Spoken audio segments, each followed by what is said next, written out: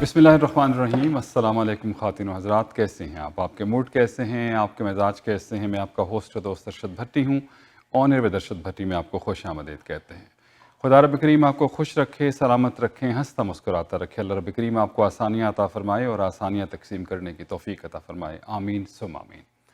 بابا محمد یحییٰ خان، سبھی واقف ہیں اس نام سے۔ بہت ہمہ جہتی شخصیت ہے اور بہت سے ان کی شخصیت کے پہلو ہیں۔ صوفی، ٹریولر ہیں، مینٹور ہیں، رائٹر ہیں، موسیقار ہیں، آرٹسٹ ہیں۔ اور ٹریولر جو ہے یہ نہ صرف یہ ایک تو ہوتا ہے نا وہ سفر کرتے ہیں، لیکن شاید یہ صدیوں کا سفر کرتے ہیں، زمانوں کا سفر کرتے ہیں۔ اور بہت اچھا لگتا ہے جب بھی ان کی بہت مہربانی ہے، جب بھی تشریف لاتے ہیں، یہ سعادت ہمیں ملتی ہے کہ ہم ان سے ملاقات کرتے ہیں اور کچھ باتیں آپ تک پہنچاتے ہیں۔ ہمارے ساتھ موجود ہیں، خوش آمدید کہیں گے بابا جی، السلام علیکم۔ بسم اللہ، وعلیکم السلام ورحمۃ اللہ وبرکاتہ۔ کیسے ہیں آپ؟ خیریت سے؟ الحمدللہ، مجھے آپ سے بہت عرصے کے بعد دوبارہ مل کے بہت خوشی ہوئی ہے۔ اللہ سبحانہ تعالیٰ نے آپ کو عمرے کی سعادت نصیب فرمائی۔ یقیناً آپ نے پاکستان کے لیے اور انسانیت کے لیے بے پناہ وہاں پہ دعائیں فرمائی ہوں گی۔ اللہ کرم کرے، اللہ قبول فرمایا آپ کی دعاؤں کو، اور مجھے آپ نے موقع عطا فرمایا اور آپ نے مجھے ملنے کا موقع عطا فرمایا، اور انشاءاللہ پاک بہت مزہ آئے گا گفتگو کر کے، اور میں آپ سے فیض یاب ہمیشہ ہوتا ہے۔ نہیں، آپ سے فیض یاب ہوتے ہیں۔ بہت شکریہ آپ کے وقت کا۔ میں جب مدینہ پاک میں تھا تو آپ سے میری بات ہوئی تو آپ نے سلام دعا کے بعد کہا کہ پاکستان کے لیے دعا کریں۔ آپ نے خاص طور پہ یہ کہا۔ تو پاکستان کے حالات کے حوالے سے اگر ہم یہیں سے شروع کر لیتے ہیں کہ ابھی ظاہر ہے وہاں آپ کا زیادہ وقت گزرتا ہے، ویسے تو وقت کا پوری دنیا میں گزرتا ہے، کیسے حالات ہیں؟ پاکستان سے آپ کی محبت چھپی تو نہیں ہے، تو کیسے آپ دیکھتے ہیں موجودہ صورتحال سے؟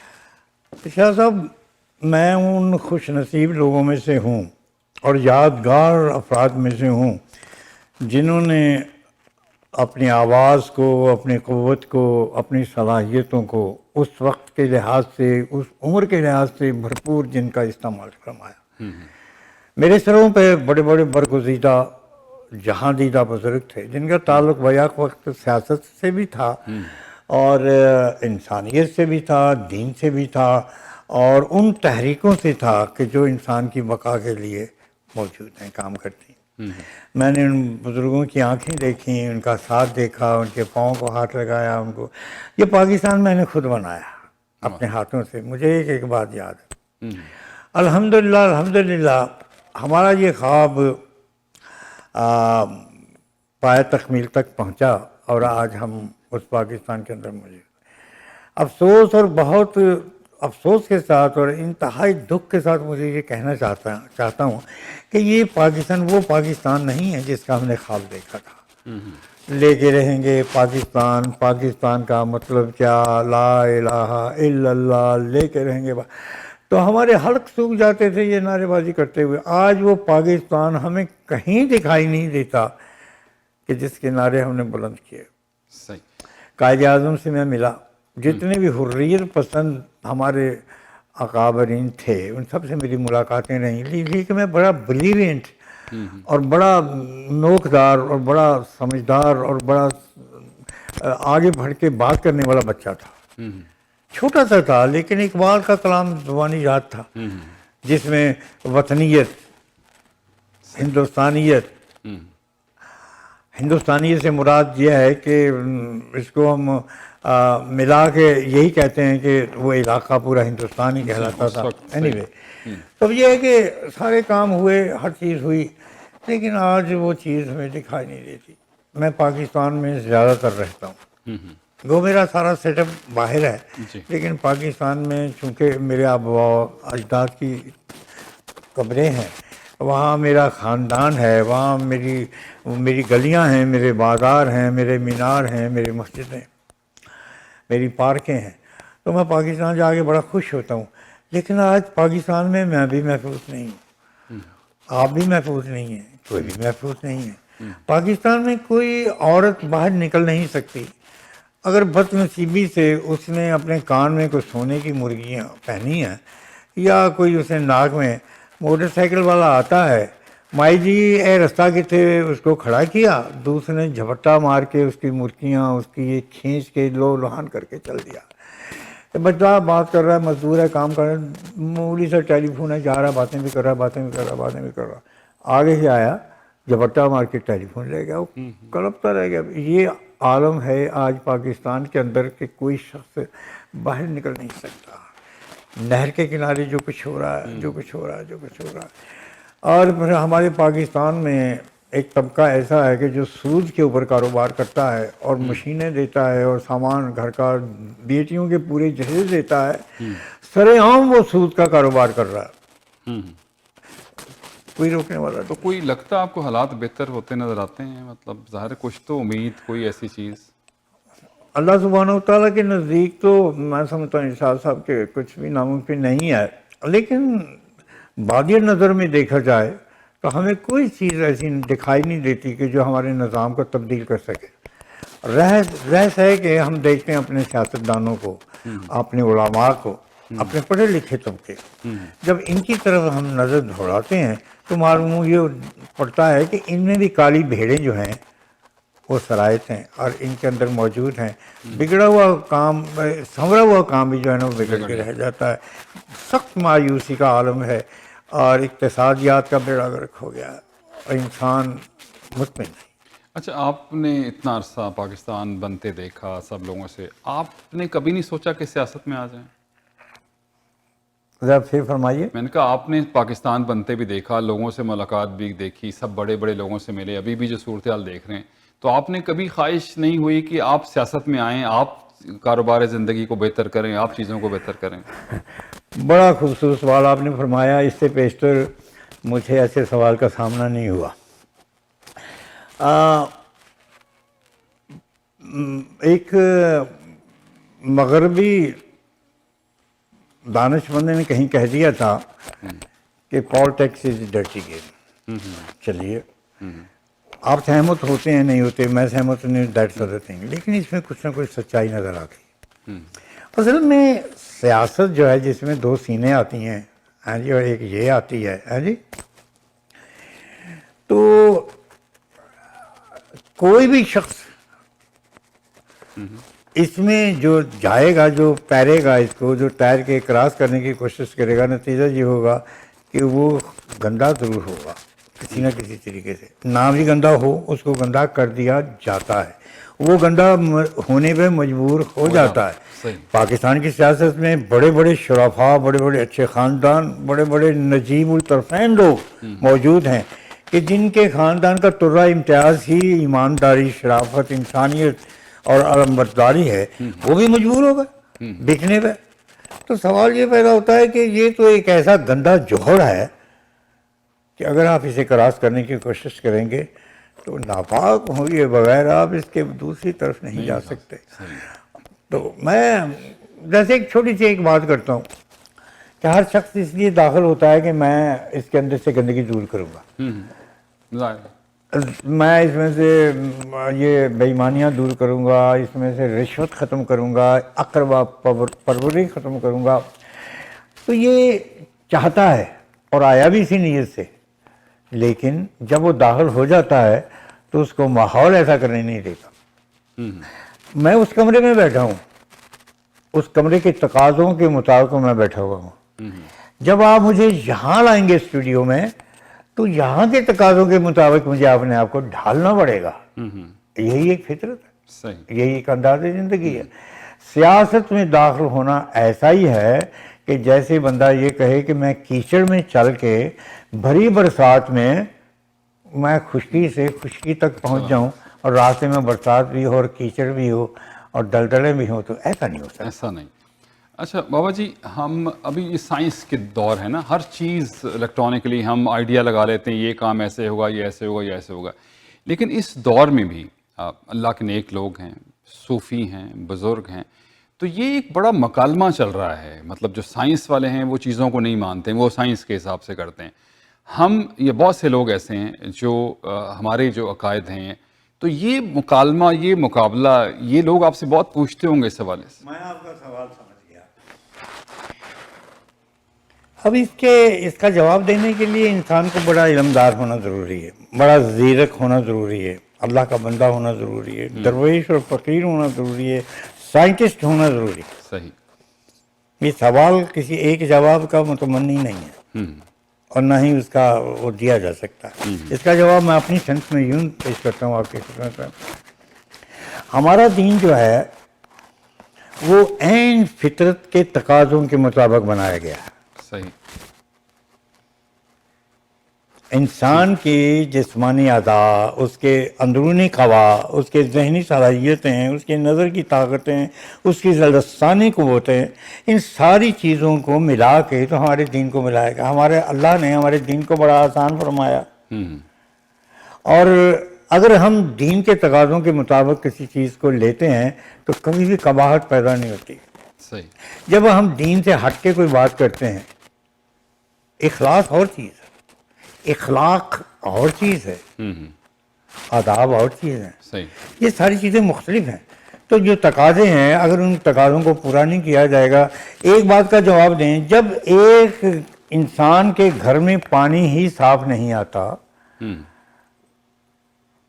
اگر نل سے آپ لیتے ہیں تو وہ بدبودار ہے، اگر گھر کی ٹینکی کا پانی آپ استعمال کرتے ہیں تو اس میں سڑاند آتی ہے اور اس میں کیڑے تیرتے ہوئے ملتے ہیں، تو مجھے یہ بتائیے، پانی تو آپ نے پینا ہی پینا، یا تو آپ اس کو تعطر کریں گے یا اس کو آپ یہ کریں گے وہ کریں گے، نیچرل پانی تو نہیں آپ پی سکتے۔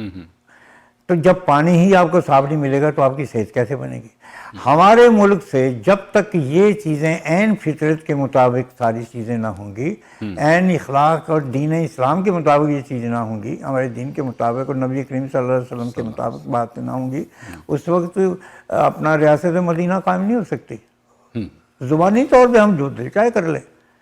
مجھے یہ بتائیے کہ سب سے پہلے ہمارے دین اپنے ملک سے سود ہی ختم نہیں ہو سکتا، سود جیسی لعنت ختم نہیں ہو سکی، اور جب سود کی لعنت نہیں ہوگی، ہماری اگر پاکستان کی پوری معیشت جو ہے وہ فوراً اور سود کے اوپر ڈیپینڈ کرتی ہے، ہماری آمدن اتنی نہیں ہے جتنے ہم اپنے سود کی قسطیں ادا کرتے ہیں، اور دنیا کے جو بڑے بڑے بینک ہیں یہودیوں کے، مسلمانوں کے، کرسچنز کے یا دوسرے اقوام کے، جن کا کاروبار پیسے کو دینا ہے، اب بتائیے جب وہ ہمیں دے کے ہمیں مقروض کر کے دبا کے رکھے ہوئے ہیں، ان کے ہم تو قسطیں نہیں ادا کر سکتے ہیں، تو ہم آگے کیسے بڑھیں گے؟ صحیح۔ اچھا، ابھی اسی سوال سے آگے تھوڑا سا، اب ہم اس حوالے سے بات کرتے ہیں، بزرگوں کے حوالے سے بات کرتے ہیں۔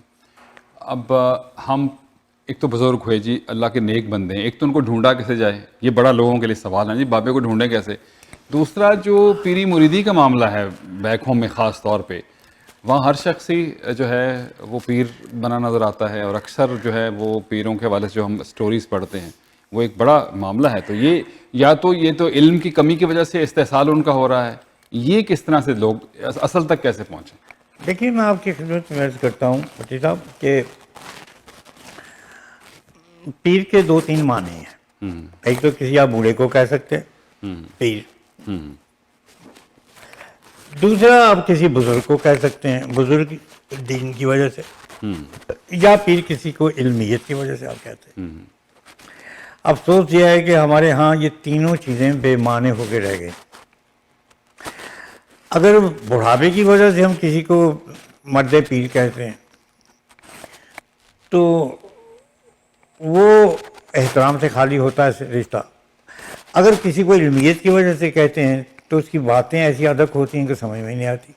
تیسرا، اگر روحانیت کی وجہ سے، دین کی وجہ سے کہتے ہیں تو وہاں پہ فرقہ بندی اور مختلف قسم کی اصطلاحیں آ جاتی ہیں اور آدمی بھٹک کے رہ جاتا ہے۔ افسوس یہ ہے کہ ہمارا وہ طبقہ جو دیندار ہونے کا اور راہبر ہونے کا اور پیر ہونے کا اور ہمارا سخیل ہونے کا دعویٰ کرتا ہے، بڑے بڑے پاکستان کے اندر یا دنیا کے اندر بڑی بڑی درگاہیں ہیں، بڑے بڑے وہاں پہ بیٹھے ہوئے ہیں لوگ جن کے ابواء و اجداد جو تھے وہ سرخیل تھے کسی وقت دین کے، اور آج وہ سلسلہ آتا ان تک، ان کی نسلوں تک آ پہنچا، اور وہاں پہ وہ لیکن وہ اپنے راستے سے میں سمجھتا ہوں کہ تھوڑا سا ہٹ گیا۔ ان کے ہاں عملیت کم ہو گئی، دکھاوا زیادہ ہو گیا، اقلیت زیادہ آ گئی، اقلیت الف والی نہیں عین والی۔ جی تو علمیت عملیت کم ہو کم گئی. ہو گئی. صحیح ہے.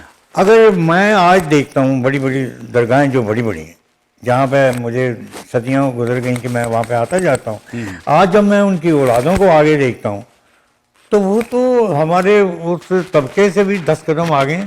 بڑی بڑی گاڑیاں ہیں، بڑا بڑا تکبر ہے، بڑی بڑی گھڑیاں ہیں.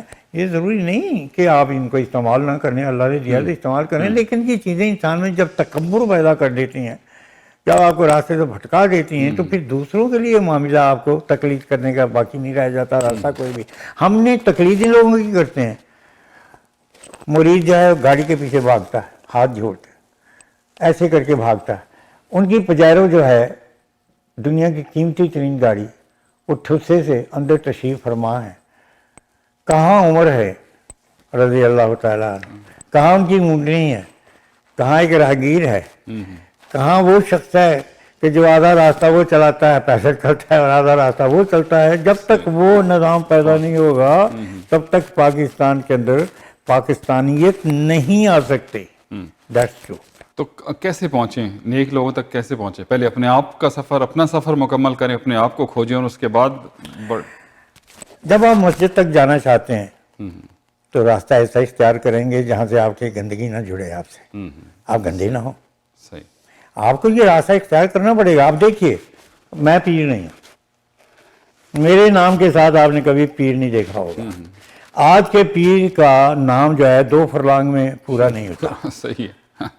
پیر طریقے سے شروع ہوتا ہے اور رہبر جو دنیا میں الفاظ ہیں نا ڈائری کے اندر، وہ سارے ان کے نام، ان کا نام دبک کے بچارا یوں سا پیچھے سے اس کے القابات اندر زیادہ ہیں رہ اور جاتا نام ہے. زیادہ ہیں. سوال یہ ہے کہ یہ جو جتنے بھی یہ اپنا یہ چیزیں آپ لگاتے ہیں سازش کا کام کیا معنی ہے؟ کیا مان؟ صحیح. میرا نام بابا محمد یحییٰ خان ہے. بابا بچوں نے کہنا شروع کر دیا، کر لو بھائی.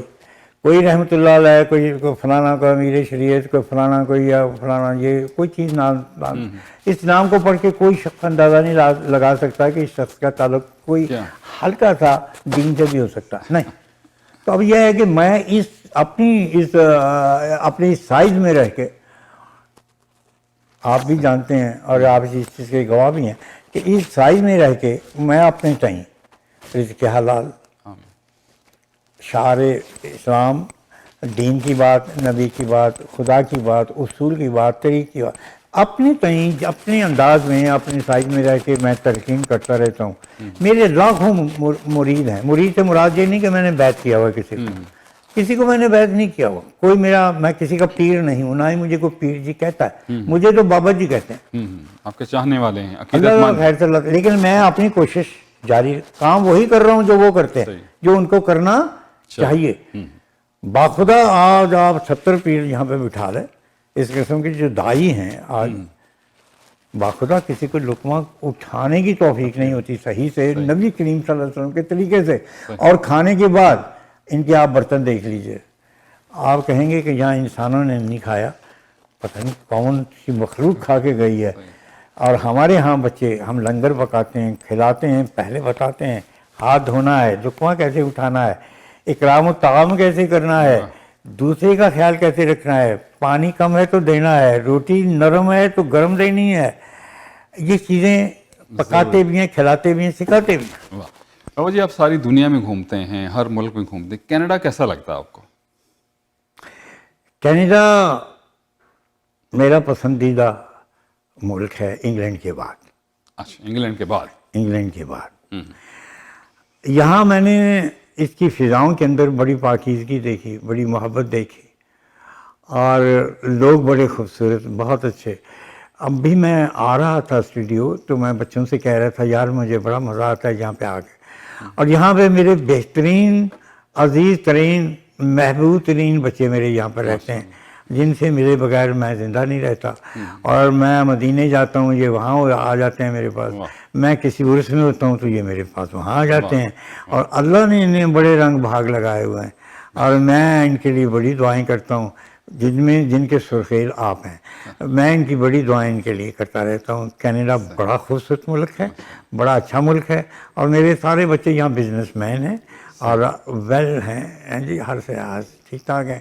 اللہ کا شکر ہے کہ میں اسے بڑا ہی پسند کرتا ہوں. اچھا بابا جی، ہم محسوس کرتے ہیں کہ جو اسلام کی بنیادی تعلیمات تھیں وہ اب اس کو جو بھی کہیں، غیر ملک کہیں، کس مذہب کے لوگ کہیں، لیکن وہ ان لوگوں نے اپنا لی ہیں اور ہم نے چھوڑ دی ہیں.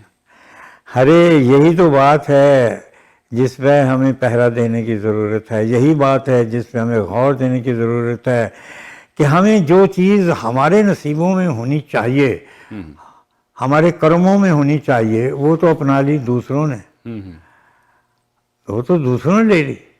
اب یہاں پہ ہمارے پلے کیا ہے؟ خدا کی قسم پاکستان میں آج نہ تو عزت محفوظ ہے، نہ دولت محفوظ ہے، نہ عفت محفوظ ہے، نہ کسی کی قدر و منزلت محفوظ ہے. وہاں پہ تو ایسا ہو گیا ہے کہ لوگوں نے بڑوں کا احترام کرنا ہی چھوڑ دیا. اور لطف کی بات ہے کہ اندھے ہو کے مارنا، گھسوٹنا، تانے کشی کرنا اور لوٹنا پھوٹنا یہ ہمارا وتیرہ رہ گیا. میاں صاحب کے ہیں وہ ان کے خلاف ہو گئے، ان کے جو ان کے خلاف ہوتے، وہ اس کی ماں بہن، وہ اس کی ماں بہن. یہ کون سی سیاست ہے؟ یہ تو گند ہے. صحیح. یہ تو چوروں کا کام ہے، انسانوں کا کام تھوڑا ہی ہے. سیاست کرو انسانیت سے، محبت سے، پیار سے، عزت نفس تو مت کچلو کسی کی. آپ اسی بات کو آگے میں اس طرح سے بڑھاتا ہوں کہ ابھی جیسے آپ نے کہا کہ ایک دوسرے کے خلاف ہو گئے، اب لگتا ہے کہ نفرتیں بڑھتی جا رہی ہیں اور دل سے نکلتی نہیں ہے نا، محبت بہت کم. مطلب آپ جس کو فالو کر رہے ہیں لیڈرز کو یا عام حالات میں بھی، ایون رشتہ داروں میں بھی، تو یہ نفرت انسان کے دل سے کیسے ختم ہو سکتی ہے؟ یہ ایسا معاملہ ہے جو اب بڑھتا جا رہا ہے کم ہونے کی بجائے. میں آپ کو اس کو ایک مثال کے ذریعے عرض کرنے کی کوشش کرتا ہوں. ایک آدمی کو پکوان بنا رہا ہے لکڑیاں جلا کے، اگر بے تحاشا اس کے لکڑیاں چولہے میں ٹھونسے گا تو برتن اور ہانڈی وہ تو چھپ جائے گی، نیچے سے بھی کالی ہو جائے گی، باہر سے بھی کالی ہو جائے گی، سالن جل جائے گا. اور وہ ہانڈی اور چولہے کے ارد گرد سے نکلی ہوئی شعلے اور لپٹیں جو ہیں وہ ارد گرد کے ماحول کو بھی خراب کریں گی. ہمیں ان لکڑیوں کو روکنا ہے، وہ سیندن کو روکنا ہے جو چولہے میں جاتا ہے. کون لے کے جا رہا ہے؟ لیکن دلوں سے نفرت ہے. جو چولہا ہے، ٹھونستے جا رہے ہیں لکڑیاں، اننیسیسری، ضرورت نہیں ہے. اب دیکھیے کہ جو شخص پکوان پکاتے ہوئے آنچ کا خیال نہیں رکھتا وہ کبھی لذیذ پکوان پکا سکتا ہے؟ نو. آپ کو نکالنی پڑتی ہیں، کبھی کرنی پڑتی ہیں، کبھی یہ کرنا پڑتا ہے، کبھی یوں کرنا پڑتا ہے. تو ٹھونسو ٹھونسو ٹھونسو ٹھونسو، یہاں ٹھونسا ٹھاسی کا ملک رہ گیا. اب تو وہ بات نہیں. اب دیکھیے پاکستان خالی ہو رہا ہے، آدھا تو خالی ہو گیا، نکل گیا. امریکہ جا رہے ہیں، انگلینڈ جا رہے ہیں، یہاں پہ آ رہے ہیں، ادھر جا رہے ہیں، ادھر جا رہے ہیں، اور دوسری قومیں جو ہیں وہ ان کو دے رہی ہیں خوب خوب خوب ویزے، آ رہے ہیں، جا رہے ہیں. تو اب یہ ہے کہ ہمیں اس کو بچانا ہوگا. اب خدا ہی جانتا ہے. صلاح الدین کا نام سنا ہوا ہے، دیکھا نہیں ہے میں نے اسے. تو اب یہ ہے کہ کسی ایسے انسان کی ہمیں ضرورت ہے، کسی عمر کی ضرورت ہے، کسی صلاح الدین کی ضرورت ہے، کسی سلجوق کی ضرورت ہے ہمیں. ہاں جی. اور تبھی کوئی کام ہوگا، ایسے نہیں کام. اچھا ابھی یہ سارے لوگ جتنے نظر آ رہے ہیں نا آپ میں، ان میں موسٹلی بکے ہوئے لوگ ہیں.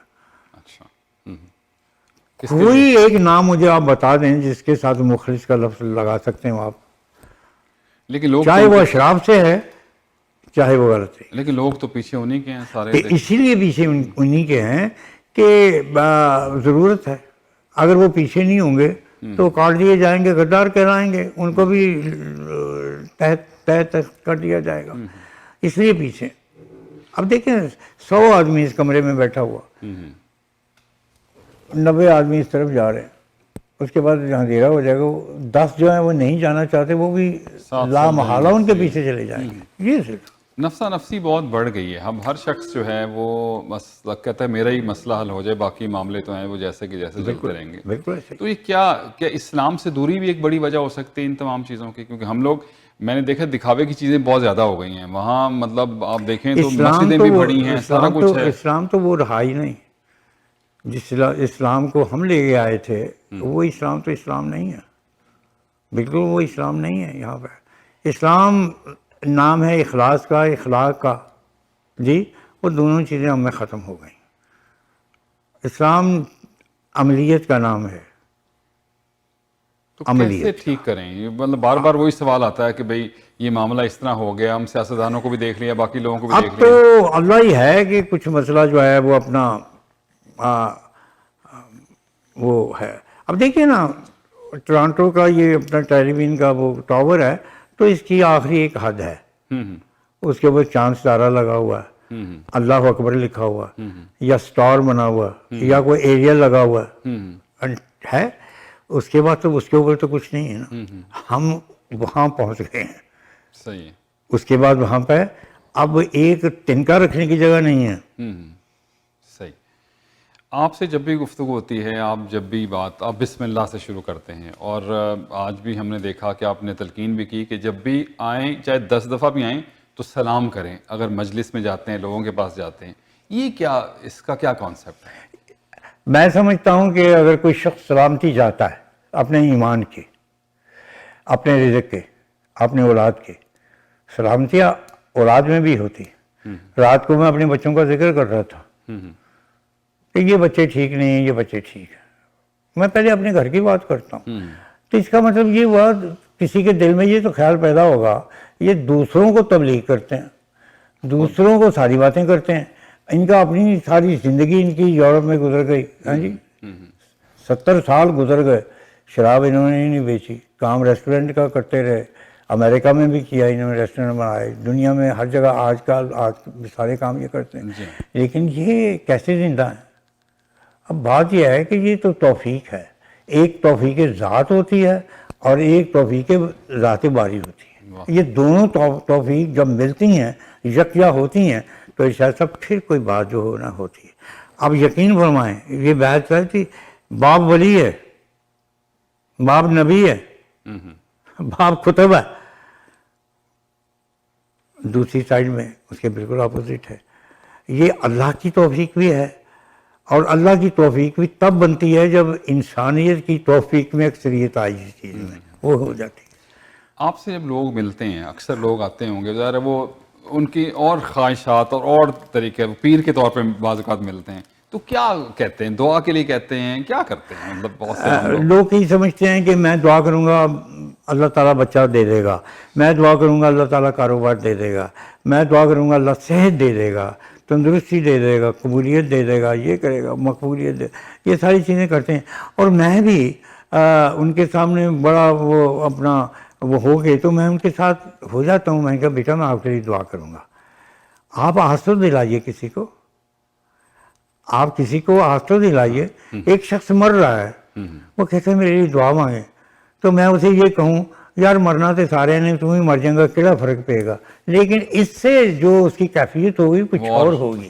جب میں اسے یہ کہوں کہ زندگی اور موت اللہ کے پاس ہے، جیسے زندگی فرض ہے اس طرح موت بھی فرض ہے، دونوں کو مسکراہٹ سے قبول کرو، اسی میں تمہاری بھلائی ہے. تو آس دلانا سنت ہے، دعا کرنا سنت ہے. اور یہ کہنا کہ دعا اللہ سے کی جاتی ہے نا، کسی بندے سے تو نہیں کی جاتی. ہم دعا اگر کریں گے مالک اس کے لیے بہتری فرما دے، اگر اتنا کہہ دینے سے اس کو تسکین مل جاتی ہے اور ہمیں تعین مل جاتی ہے تو بات ٹھیک ہے. صحیح ہے. تو میں سمجھتا ہوں کہ کبھی کبھی اچھا خوش قسمتی وہاں پہ ہوتی ہے. اب میں ایسے کسی کو کہتا جا جا رہا تو کاروبار کر لے، اللہ تعالیٰ تمہیں خیر برکت دے گا. میں اصل دے وچ یہ ماڈرن لینا چاہنا وا کہ وہ بچے کو تھوڑی سی میں قوت دوں، تھوڑی سی میں طاقت دے دوں. کامیاب ہو گیا تو وہ میرے اوپر ایمان آ گیا اس کا. ایسا جی میں بابے کو دعا کرائی تھی تو کم ہو گیا تھا کہ بابے نے کوئی دعا شعا نہیں کی تھی، مگروں لایا تھی. میں تو خود محتاج ہوں، جب میں محتاج ہوں تو میں دوسرے کو کیا کروں گا کہیں. تو اس لیے کسی کے لیے بہتری کی بات کہہ دینا یہ سنت ہے. کسی کے لیے بہتری کا سوچ لینا یہ بھی بڑی عبادت کی بات ہے. دلاسا دے کے رکھو. اب کوئی بھی مرنے والے کو کوئی بھی اس کا عزیز انکلوڈنگ ڈاکٹرز کوئی یہ نہیں کہتا کہ تم مر رہے ہو جو کوئی پڑھنا پڑھ لو. یہ کہے گا کہ یار کوئی نہیں، زندگی اللہ موت سپورٹ ہے، اللہ تم زندگی دے، اللہ ٹھیک ہو جائے گا تم شام نو، میں راتی تیرے واسطے جوس لے کے آواں گا. جی وہ جان تو بعد آدھے گھنٹے بعد وہ مر گیا ہوں. تو دلاسا دینا، محبت کرنا اور اچھائی میں ڈالنا یہ بھی ایک نفسیاتی مسئلہ بھی ہے اور دینی مسئلہ بھی ہے. اچھا، ہر شخص جو ہے وہ اپنے آپ کو بدلنا تو چاہتا ہے، ہر شخص جو ہے وہ بہتری کی طرف جانا چاہتا ہے. کیا آپ ایک عام شخص جو ہے وہ اپنے آپ کو بدلنا چاہتا ہے، آپ کو کیا کہیں گے آپ انہیں کہ کیا کرے، وہ اپنی زندگی کو کیسے تبدیل کرے؟ میں سمجھتا ہوں کہ کار دنیا کوئی بھی ہو اس کے لیے مرشد بڑا ضروری ہے. واہ. اس کے لیے استاد بہت ضروری ہے. اس کے لیے رہبر بڑا ضروری ہے، اس کے لیے ٹرینر بڑا ہی ضروری ہے. جب تک ان چیزوں کو آپ نہ لیں گے اور کسی کے سامنے سر نگوں نہ کریں گے، اس وقت آپ ادب نہیں سیکھ سکتے. جب تک کسی سے گالیاں نہ سنیں گے، ڈنڈے نہ کھائیں گے، مرغا نہیں بنیں گے، اس وقت تک آپ میں وہ بات پیدا نہیں ہوگی. یہ ضروری چیزیں ہیں. میں بھی ایسی چیزوں سے گزرا. ہم تو وہ ڈنڈے کھا کے اور پینسلاں یہاں پہ رکھتے تھے اور دباتے تھے، تو کھا کے جب نکلتے تھے تو ہم تو گالیاں دیتے تھے استادوں کو. اور گالیاں دے کے نا اپروئی سے باہر ہو گئے، دوروں گالیاں دینیاں، تیری ایسی تیری ایک تیرے گھر میں وٹے مارنے، استاد نوں کہنا، اور وہ پھر ڈنڈا لے کے انہیں آنا سی نس جانا. لیکن ایسے موقع بھی ہم نے دیکھے اور آتے ہیں. تو یہ ہے کہ یہ اپنا زانوے تلمبس جو ہے نا، اس کو ضرور طے کرنا چاہیے. کسی کو بڑا بنا لینا چاہیے. آخر میں آپ بھی عرس مبارک جو ہیں مختلف جو ہمارے بزرگان دین ہیں وہاں جاتے ہیں، تو یہ فیض جاری ہے؟ مطلب ظاہر آپ تو خاص طور پہ جاتے ہیں اور لوگ بھی اس حوالے سے بات کرتے، تو یہ فیض کی جگہ ہے سارے؟ بلا شک وہ لوگ جو تہ قبر ہیں، وہ لوگ جو اس دنیا سے پردہ فرما چکے ہیں، وہ لوگ جنہوں نے اپنی زندگی میں کارنامہ ہائے انجام دیے، وہ لوگ جنہوں نے اخلاق کے لیے، انسانیت کے لیے، دین کے لیے، دنیا کے لیے بہتری کے کام کیے، ان کی موت واقعہ نہیں ہوتی. ہماری نظر میں وہ مر جاتے ہیں. موت واقع ہونے کا مطلب صرف یہ نہیں ہے کہ جسم کا ضائع ہونا یا جسم کا پڑا رہنا. موت جسم سے نہیں ہے. موت جسم سے نہیں ہے. جسم تو ایک آپ بازار سے فروٹ لاتے ہیں تو اصل چیز آپ کو کہا جاتا ہے فروٹ لایا آپ نے، آپ میں لیں کہاں پڑا ہے وہ پہ، آپ لفافے کا نام نہیں لیں گے. کس کا نام لیں گے؟ فروٹ کا نام لیں گے. فروٹ کا نام لیں گے. تو اصل میں یہ جو چیز ہے یہ فروٹ اور لفافے کی طرح ہے. ہاں جی، جسم جو ہے وہ تو ٹھیک ہو گیا، لیکن جو فیض ہے اس کو موت نہیں ہے. فیض کو موت نہیں ہے. فیض آپ کو حاصل ہوتا رہے گا. یہ بات بابا جی، دل تو کرتا ہے کہ جتنی مرضی آپ سے گفتگو کرتے رہیں، لیکن ظاہر ہے ایک وقت پروگرام اللہ آپ کو سلامت رکھے. میں بھی خوش ہوتا ہوں. کچھ باتیں میں شاید فلو میں آگے ایسی بھی کر جاتا ہوں شاید جو مجھے نہیں کرنی چاہیے، لیکن باتیں سچی ہیں. لیکن سچ کو بھی میں سمجھتا ہوں کبھی کبھی ملفوف کر کے پیش کرنا چاہیے، کیونکہ کچھ کان ایسے ہیں جو سچ کو منوان جو ہے وہ برداشت نہیں کرتے. میں معذرت چاہتا ہوں اگر کوئی بات ایسی میرے منہ سے نکلی. میں ان پڑھ جاہل آدمی ہوں، میرے پاس علم نہیں ہے، میرے پاس جذبہ ہے، علم نہیں ہے. وہ آپ جیسے لوگوں کے بعد. بابا جی بہت شکریہ، آپ کا بہت شکریہ تشریف لانے کا. سب کے لیے خیر. بابا محمد یحییٰ خان صاحب ہمارے ساتھ آج پروگرام میں موجود تھے. گفتگو آپ نے سنی. 2-3 چیزیں بڑی امپورٹنٹ ہیں آپ کی زندگی میں کامیابی کے لیے. ایک تو کوئی رہبر آپ کا ہونا چاہیے، مرشد ہونا چاہیے، اور دوسرا جب تک سرنگو نہیں ہوں گے کامیابی حاصل نہیں ہوگی. کیونکہ آپ جب تک سرنڈر نہیں کرتے ہیں، قربانی نہیں دیتے ہیں، بہتری کی طرف نہیں جاتے ہیں. ممکن ہے بعض، جیسے بابا جی نے کہا کہ بعض ان کی گفتگو سے آپ جو ہے وہ آپ سمجھتے ہوں متفق نہ ہوں، لیکن بعض چیزیں بڑی امپورٹنٹ ہیں. یہ جو عقیدہ ہے یہ بہت بڑا ہے. عقیدہ جو ہے وہی اگر پختہ ہے آپ کا تو بہت ساری چیزوں کے لیے آسانی ہے. سائنس آ گئی ہے، بہت ساری چیزیں آ گئی ہیں، لیکن جو اسلام کے بنیادی اراکین ہیں، یہ جو ہمارا، کیونکہ ہم نے اللہ رب کریم کو دیکھے بغیر ہی ظاہر ہے اس کے ایمان لائے ہیں نا، اور اسی طرح سے کتابوں پہ بھی، پیغمبروں پہ بھی. تو بہت سے لوگ بھی دنیا میں ایسے ہیں اللہ کے نیک بندے ہیں جن کا فیض، جیسے کہا بزرگان دین جو چلے گئے ہیں، جسم ان کا گیا ہے لیکن ان کا فیض ابھی تک جاری ہے. اللہ رب کریم ہم سب